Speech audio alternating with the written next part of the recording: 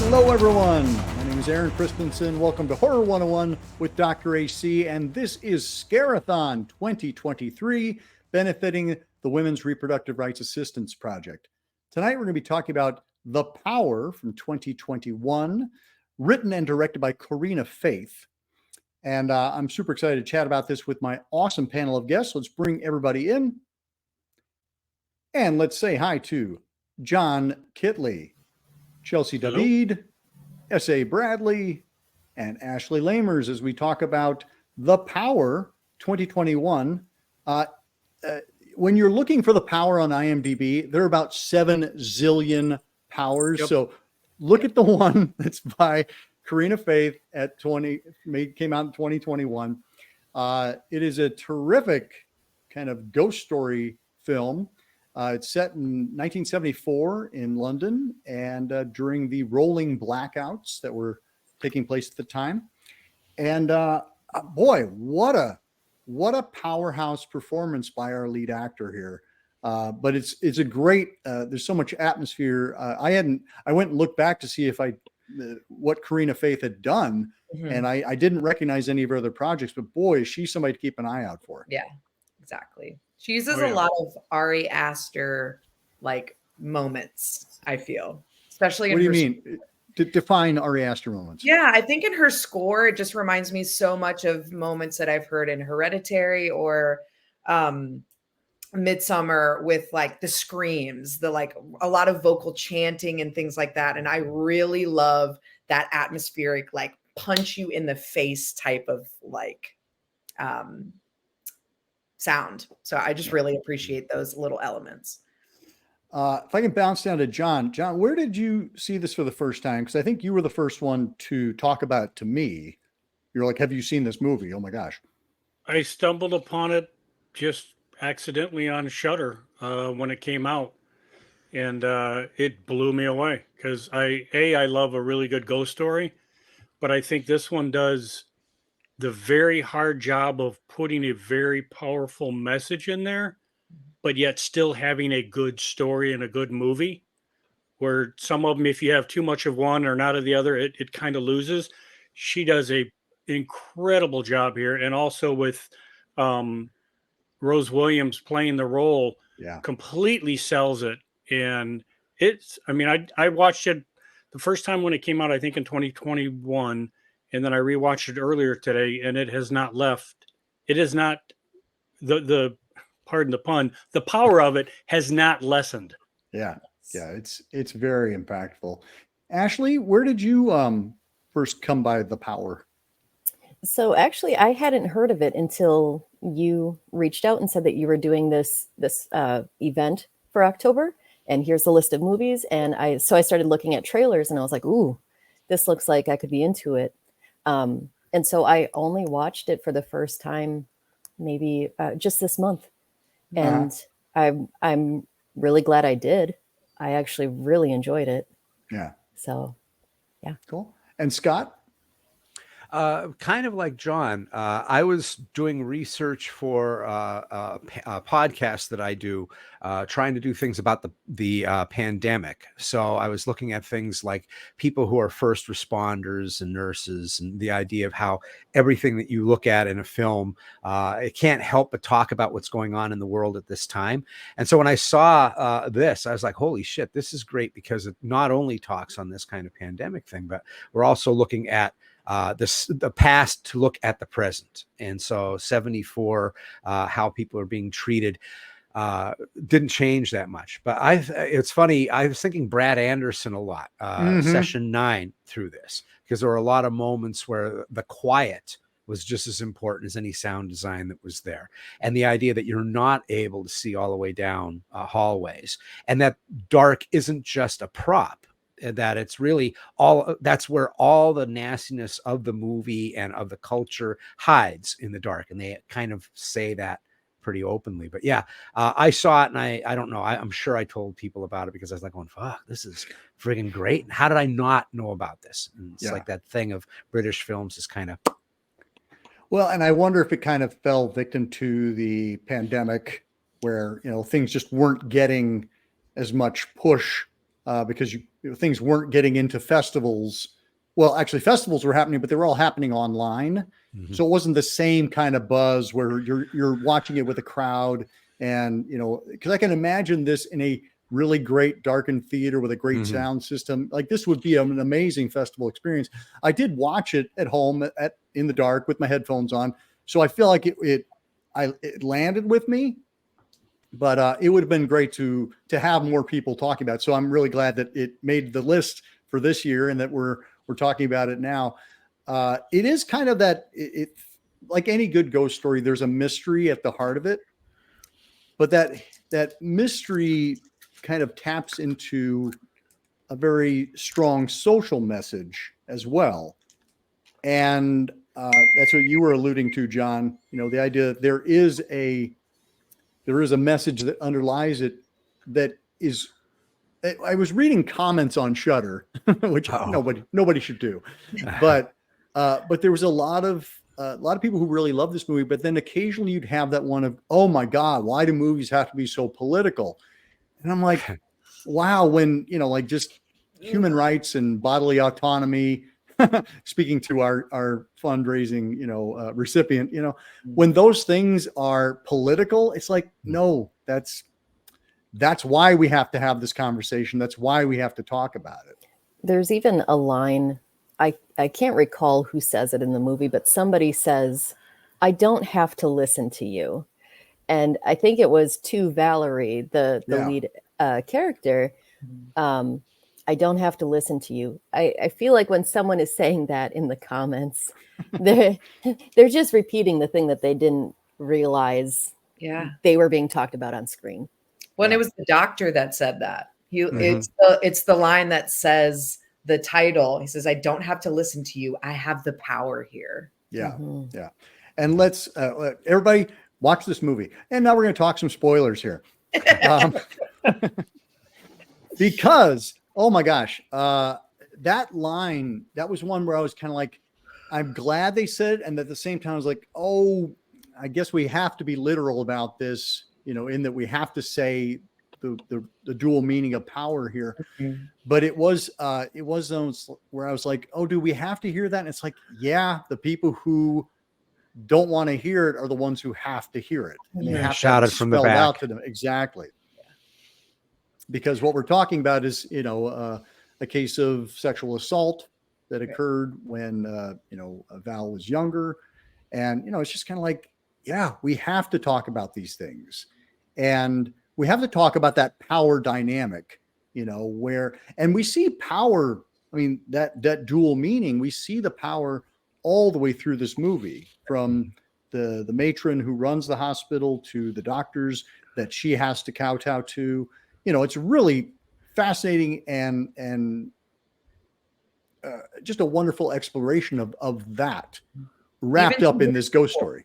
Yeah, even to her equals, her coworkers are saying, I'm above you. So she's just constantly being pushed into the ground with, you're not powerful at all here. You're on the lowest part of this totem pole. Well, that's one of the things when Aaron, you first said there's a message here, and I'm like, oh, which one?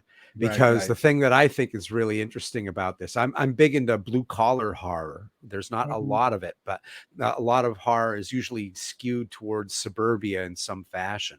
There's not many about working class and what working class does. And so this is in the poorest area of East London.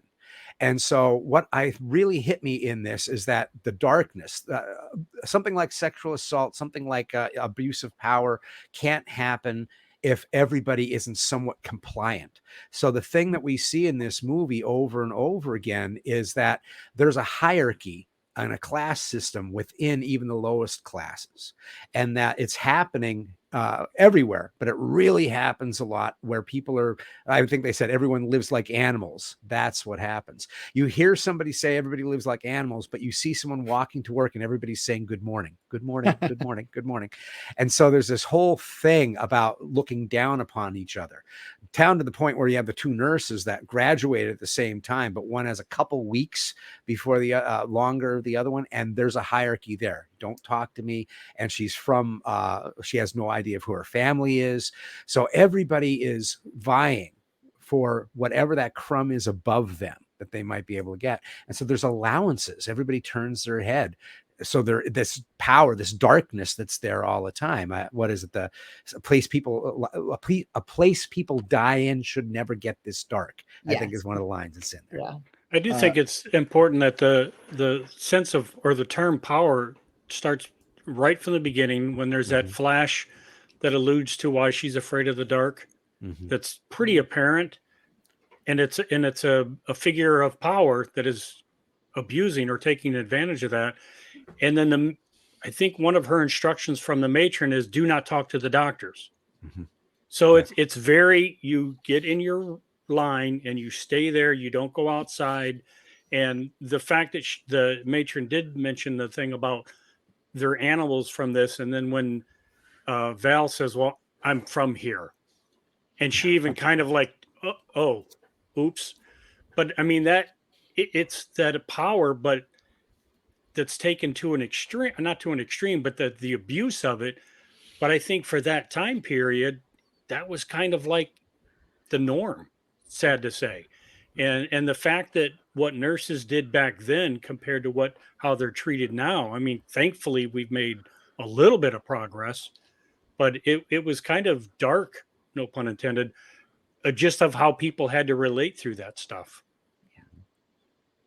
When the complacency of women to other women, Yeah. not listening, gaslighting women into being quiet, because then in that culture at the moment, socially, if you fuck up, it fucks it up for everybody.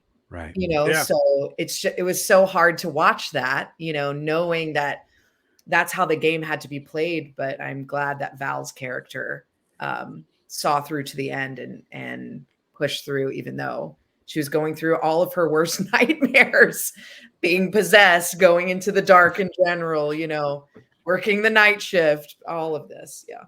Because there was even that moment when Babs makes a comment that you ruined it for that poor old man. Yeah. Meaning Yes. the priest, that you ruined his life. Right. Yep.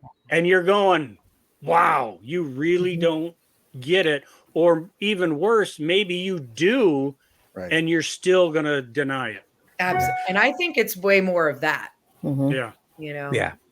Yeah. I really like in this film, and I don't want to get too spoilerish, but there are. Oh, we're there. We're there, right?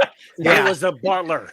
Yeah, it was the butler. It was everybody. But I really love the moment where they have the horror sequences, which would normally be about 5 minutes of footage and time on the screen, done in like a fever dream. And you realize that these things actually happened. You see, is it a flashback to someone being set on fire? Is somebody getting their eyes gouged out? And then you find out. I was kind of going, I can't remember when I saw this movie, if this is going to happen or if we see this off camera and there's just this flash, which reminds me of the Brad Anderson Session 9. And it really hit me how cool that was of an idea, because we have a long, slow burn with these characters and their cruelty. The is he a night watchman or security guard? He's kind of like a general guy who's on hand. Yeah, he's the average guy, and he's walking around reminding me of My Bloody Valentine every time I see him, because he's got this headlamp and everything. But it's this scorching light, right? He looks at her and says, "Are you okay?" And the light flashes in her eyes, and a couple times he just pinpoints it like that. And I just wanted to take a moment in seeing a movie that decides that the dread is more important than the shock. And so we get it actually makes the shock bigger when it finally does happen. Yeah. So Rose Williams is our main actress, and she's just phenomenal, because not only does she have to play meek and kind of pushing back against but then she gets possessed and and like just goes the other way completely, and she's terrifying.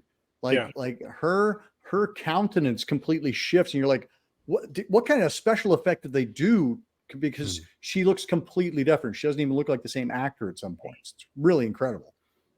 Plus, she's on screen almost the entire film. Yeah. So Yeah. I mean, she literally is carrying this whole storyline.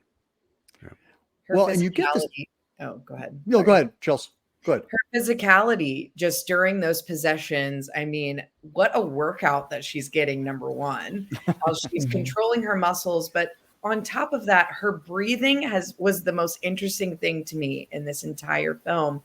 How she has to control her breathing. I mean, she could be just walking down the hallway, but you hear in the sound how nervous her breathing is, how shallow it can get. I thought that even if you just weren't even looking at the screen, it's dark enough anyway. If you're just listening to it as a radio play, it's so dynamic with even just her breathing. I thought she did an incredible job at every turn. Well, and there was something, I mean, of course you're going to reference The Exorcist when you talk about possession movies, but I was really struck by how painful it was for her to be possessed. That her body had been taken over, and like that thing where her arms being twisted up behind her and where she's forced to stab herself in the leg, and you're like, this, like when you switch over, being possessed, it doesn't mean that you're bulletproof like that. It's using you as the vehicle. And I thought that was so well done in a way that was better than many possession movies I'd seen, because I was really aware of that. I was like, she's the victim, and then she's the victim again. And even when she's the element of horror. Plus, I think the possession part it ties into the original act. So like with her hands being pulled behind her back, at first we're just like, okay, she's having a seizure or something. But later on in the film, when we get that flashback of why, so it's kind of like the ghost is repeating that trauma. Yeah. Which actually makes it even worse. And then you see why she's doing what she's doing. And I think it makes it even more impactful. Yeah. Yeah.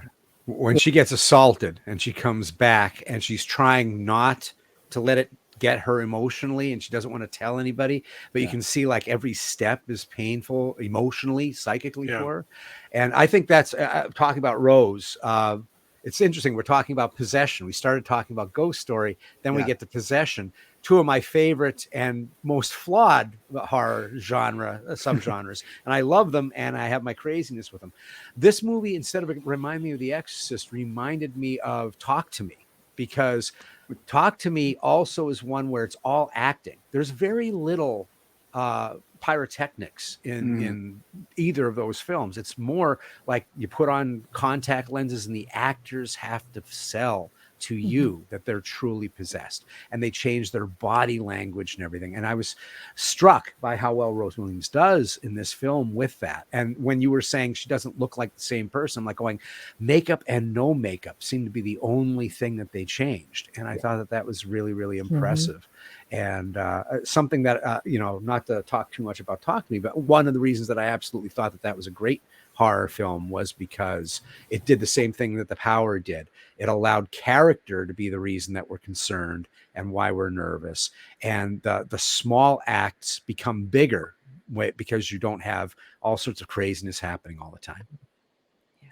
Well, and the ending of Power is also kind of unexpected. It's not where I thought it was going to go. I loved it. I also really liked it. But again, I love the fact when a ghost story can surprise me, and it isn't just, okay, we resolved the issue, or the wrong has been righted. Like it goes in another direction. I really like that. And I think, again, just reading the comments on Shudder, like it seems like that was a little more divisive among people as well. I haven't seen any of these comments, but I purposefully, like, I don't know, I don't like message boards, but I did try looking up like different reviews on it, and I couldn't find anything that echoed what I was seeing in it. which I saw like a PTSD journey, right? Mhm. And so a lot of how that story was told and including the ending to me made perfect sense in terms of why the ghost is haunting her, why it's taking her versus someone else, Yes. how she and the living girl understood each other without being able to speak the same language, right? The way that other people outside of this experience said, you're doing it for attention, you're making things up, this is not real, ghosts aren't real. And then when she's recovering in the hospital bed before the big ending, and she says, every time I'm in the dark, I know it was real. I loved that line Yeah. so hard. I was so glad that you just said that. Yeah. It was just, it felt so beautiful to me for someone who has been pressured into silence, especially about something like sexual assault from someone in authority, to be able to say, I know you don't believe me, and I know my story is real. And that fear of the dark, because shame lives in the shadows, right? Like we say that in recovery. So all of the bad things are in the darkness, but in the end, I'm going to unify with all these different parts of myself because I believe me, I know what's real, and I'm going to face the thing I'm afraid of. So to me, that ending was, it was like just fucking loved it. Absolutely fucking loved it. That's great. The only thing I had a problem with the ending is it's a happy ending for the ghost, for Gail, because they're all leaving very happily. But then the dean or whoever the main guy at the hospital, even though he's walking into the shadows and you can tell he's kind of scared, but obviously the ghost has been lifted, it's gone. I wanted him to die. I wanted the ghost to come back and get him, because when they're having that interview when Rose is in bed or Val's in bed and he said, there's no Gail here. The matron turns and looks at him like, oh, okay. We're So going to do that. that was the only thing that I'm like, not everybody got what they deserved. He covered that up and he knew it. See, I and thought you don't he really did. see him. Do you think that He just walks away into the dark. Oh, it was I coming. I think that Gail's about to get him. We're just not going to see it. But I think that it was very much implied. I hope so. I hope so. But when you see them all running out, that to me that implies they're all escaping. Yeah, that's interesting that you say that, because I thought implicitly that he was going to die there, and it was like I saw the chef's kiss, because it's what made this better than most ghost stories that I tend to have problems with. First, I really want to say thank you for talking about the language barrier between the two people who had trauma, but they understand a different language. And also the directing, which is really cool, because there's this diversion that's happening where Val keeps thinking that the little girl is afraid of the matron, but the doctor is always in the frame. So at one point she points over and goes, I find her scary too. And she looks at her and she doesn't quite understand, but she points in that direction. There's that lack of communication. She doesn't see the doctor as a threat. I thought that was great. But for me, why I thought that was so good is ghost stories and possession stories. And you guys have heard this before, my friends, but 3/4 of them are the scariest thing ever, because you're predator prey. And there's nothing, and no one will believe you. And so it's constantly getting you. But then comes the discovery. Oh, you're possessed. Here, let's just bring 2 priests in. You get tied to the bed. You'll be good in a half hour. And then the other side is the ghost story, which is it's terrifying. But I look at it as like a small claims court of the supernatural. You get a third party in there because one party's not listening. And then it's not scary anymore because you got to burn the chicken bones, whatever the fuck it is. That ends the thing. This, on the other hand, says thematically, oh, there's not one person involved with this. There's not one person responsible. This takes a village to fuck people over. It's a system. So the system is, so there is no resolution. Oh, I killed this person, and it continues on. She's taken out every little piece. It's kind of like, what was it? Autopsy of Jane Doe. Yeah. Where it's like, Oh, there's so much rage. Or the new Candyman. There's so much rage. We're not stopping with the guy here. We're taking out the Detroit police as well. Right. We're going to do all this stuff. And I love that rage of the ghost instead of it being this lonely romantic thing that ends, which is great. But I love the idea that we're going somewhere else with it. And there's this a truly vengeful ghost. Why would you stop? Right? Yeah. You know that it's just a constant system that's been doing it from the very beginning when the radio's on and one guy's saying, oh, well, we're going to have these strikes. And the others are like, you cannot hold the government hostage and all these radicals. And it's like, all they want to do is exist, dude.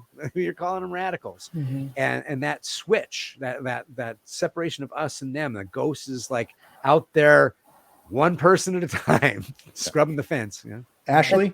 I was going to say that's one of the most beautiful things about it too, is that in the end, you know, like, I mean, the movie's called The Power. We can look at all these different institutions of who has power, who doesn't, whether it's age, it's gender, it's class, it's profession, right? Seniority. But in the end, the way through the trauma and the pain is from within, right? And these people who have experienced a similar thing just hold hands and start like charging, right? So they don't need someone to come in and exercise. They don't need someone of authority to come in and fix anything. So to me, I'm just so here for it. So stoked that that you put this on the list, so I got to see it. Otherwise, I never would have heard of it. Well, and thank you, because I mean, I really like your insights that you were sharing in terms of it being the PTSD, journey. One of the things that struck me, Scott, that idea of the pages that are scribbled out, like how many times have we seen that? Like it's just like, and you're like, oh, yep, there's somebody who's really disturbed, and all they can see is blackness, and it's like they flip that on its head, and you're like, holy shit, like that's somebody else covering up, literally. That clever. Times. So much clever set design. The first time you walk in there, it looks like it's just children's drawings of happy, bland stuff on the wall. You have the child doing this. Yeah, little child doing this. Is a scary thing on the wall when you realize the message and you remember that child and you're going, God damn. Yeah. You rewatch the whole thing from that side, and it's astonishing. The other thing is that, like, that idea of if the guy who's in charge that you were talking about, John, who kind of is going, even if Gail doesn't get him, if he's scared the rest of his life, that's an even better ending, actually. Is if he is constantly terrified the way he has traumatized, people throughout his career. If he is constantly looking over his shoulder and worrying that somebody is going to out him, that somebody is going to drag him out into the light, I feel like that's an even more fitting punishment than to just be killed by the furnace. I'd settle for an eye gouge.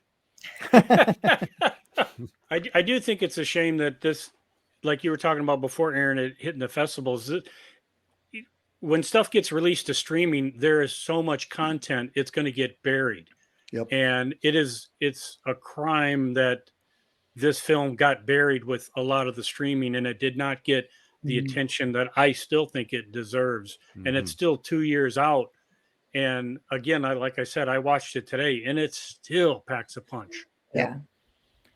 And the more, I guess, the more people are talking about it, the better. And, hopefully this helps elevate it just that much more, because it really is, it's a great ghost story. It's also really powerful social commentary. And I love it. Like you and I and Scott have talked about that for years, the idea that like, this is a genre in which that can flourish, where you can have your messages and you can have a really entertaining film that does scare you and does disturb you, but also teaches you at the same time. And it's a really great showcase for Rose. Oh my gosh. I mean, this is like up and coming horror queen. We love some scream queens, and I love to see just a really great audition. I hope this is her Starry Eyes or her Exorcism of Emily Rose, or like I just hope this is the one that people go, you need to see this movie because you need to see this actress. Yeah, it's got to be seen. I think that's and so I'm trying to promote it as best as I can as well. Some friends have put out their best of or what they're going to watch this year, and I'm trying to always kind of slide that in once it was brought back into my eyes, because it is interesting how often, because we watch so many things, it's easy to forget some of these films, and it's crazy to think that a movie of this quality could have that happen to it, but it can. Thank you for bringing up the idea of calling it social commentary, not political commentary. It's something that I've been hitting people with at a convention that I was just at, people talking about politics. I said, you know what politics are? So this horror movie's about like zoning issues. Is that what you're talking about? Okay, I see. Because that's politics, right? You know, the idea of redistricting, that's politics. I said, but when it's talking about people, it's social, maybe human rights, socio-political at best. You know, and the reason that they say that is because politics is just an opinion. You know, okay, I don't have to agree with you, but social issues you gotta fucking deal with. And so they turn social issues into political issues so that they can throw that flip of the coin thing in there. And it's gaslighting too. Just that's right. It's dumb. That's right. I've also been trying to talk about it more with people now that I've seen it. And so I'm a licensed professional counselor, and I work with a lot of people who have PTSD. I also have it. And so this is a movie that I've been talking about with clients. And not necessarily because they're into horror movies, but because people want to know, well, why is it happening to me versus someone else who has the exact same experience? And there is something in the movie that really like connected for me that I've been bringing up in sessions, which is when Valerie says something about what's the ghost's name? Gail. Why did she choose me? And Valerie says, deep down, I'm not good, and that's why she chose me. And so often, like what I'm seeing in people with PTSD is that they believe there's something about them, whether it's like a weak moral character, like I just can't deal with something, or like just I'm a magnet for a shitstorm. Whatever it is, there's something about me that invited this. And so I saw those themes coming up. So like, even though I'm not necessarily talking with people who are into horror about this movie, I'm still talking about it because I think that it's a really important look into things that maybe don't exactly affect you directly, but if you spend some time with it, you can develop some empathy for when it is happening to someone else. Yep. And that is... Oh, go ahead, AC. No, sorry. Chelsea, I got nothing to say. It's going to be as good as what you have to say. Well, I just love the idea of like using horror genre something to heal, you know, or to be an allegory towards, you know, there's so much stigma around horror is just like scary and blah, blah, blah. But we see allegory being helpful, like in the Babadook is a whole allegory about grief. So I'm so glad to hear that you're using this as an example to help people understand what is happening to them. It's so nice to hear. Wow. As a fan of horror, and I have a lot of horror stuff in my professional office, and it's always interesting who notices and who goes, "Oh, what's that?" And then I get to go, "Oh, okay, well let's talk about it." Yeah, that's so great. I'm glad. Cool. Well, thank you all so much. Again, this is Scare-A-Thon 2023, and we are benefiting the Women's Reproductive Rights Assistance Project. It's a cause that's very important to all of our hearts.